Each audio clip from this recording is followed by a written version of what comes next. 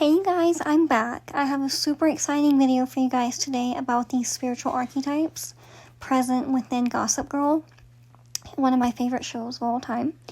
And these are different archetypes that come from things like tarot, psychology, even I believe some of them are present in the art of seduction, just different mythology and different types of people throughout the world, okay? This is going to be so exciting. I want to start off with the Queen Bee, Blair herself, Blair Waldorf. Blair embodies the archetype of the queen, which represents power, ambition, and control. And like a true ruler, she craves loyalty and devotion, which rules her social circle with precision. But the queen's shadow side is insecurity, vanity, and manipulation. Okay, Blair's journey is one of self-acceptance, and she reminds us that even the most poised rulers can be vulnerable beneath the crown.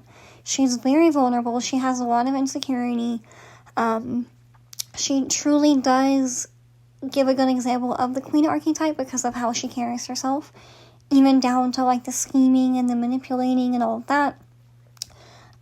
The reason that I like talking about these archetypes is so that we can kind of identify them within ourselves, and it just helps us to have a better understanding of life, in my opinion. But I like using TV and movie examples because it's an actual thing that you can watch and see kind of archetypes come to life. So that's why I wanted to make this video. Next up, we have my favorite, Serena van der Woodsen. Oh my god, I love Blake Lively, you guys, so Serena is one of my favorites as well. But she is the lover archetype. She is the lover come to life. She's radiant, she's magnetic, and deeply romantic. She's effortlessly adored, and she draws people in with her beauty and her charm. But her shadow is Serena's restless soul, because she's constantly seeking out love, but she's usually unsure of herself. She doesn't have a lot of self-assurance, even though she is a very free spirit, so she's kind of always in that internal battle. And she reminds us of the internal dance between attraction and self-identity.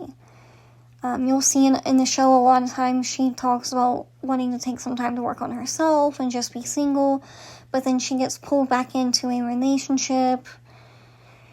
Yeah, but she's a lover girl. She really is. She's a lover.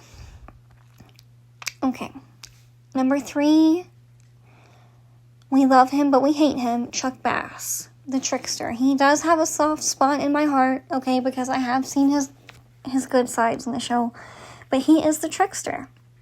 He's charismatic, he's unpredictable, and usually morally ambiguous. And Chuck pushes boundaries and stirs chaos wherever he goes. Like Hermes or Loki, he thrives on mischief, but his journey also mirrors the trickster's path to transformation, because later in the show, Chuck does start to transform into a better version of himself. And Chuck teaches us that even the most cunning people can find redemption through love and transformation and self-reflection. Alright, number 4, Dan Humphrey, one of my least favorite, okay? He is the orphan, the outsider that longs for belonging. A Brooklyn boy in a world of Manhattan elites, Dan's story is one of isolation, resentment, and the search for authenticity within himself.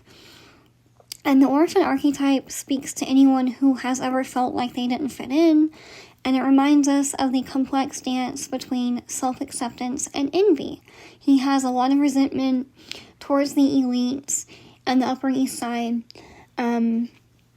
He just never really fits in. Even when his family's situation improves, he just can't really belong anywhere. Okay, number 5. Jenny Humphrey, his sister, is the archetype of a creator, or creatrix, I guess you could say. And she is absolutely driven by artistic expression and the need to craft her identity. From designing fashion to reshaping her place in the social hierarchy, Jenny's ambition reflects the creator's light.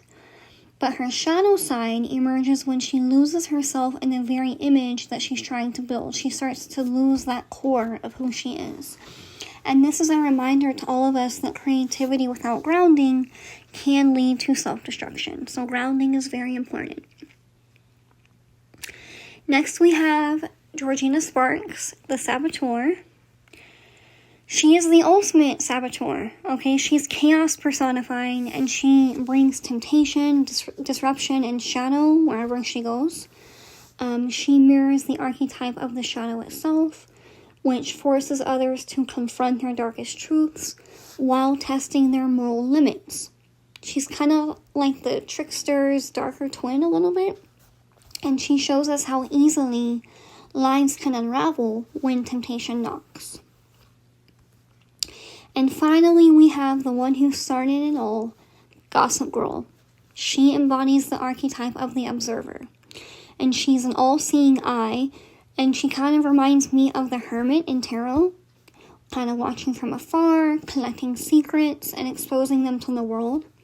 And Gossip Girl represents the power of knowledge, but also its shadow, voyeurism, exploitation, and the thin line between truth and manipulation. And just airing out people's dirty laundry. Like, it's very scandalous. But I hope you guys like this video. It was fun for me to make. I love putting labels on things and giving examples of those labels. I don't know why I'm like that. But I love Gossip Girl. I think I'm rewatching it for like the third time. I'm on season 5 right now. So I'm almost done. But Serena and Chuck are my favorite. I don't know why. If you would like to book a reading with me, you can click the link in my description or visit my website, sirensnectar.com. And until next time, you guys, okay? I love you. Bye.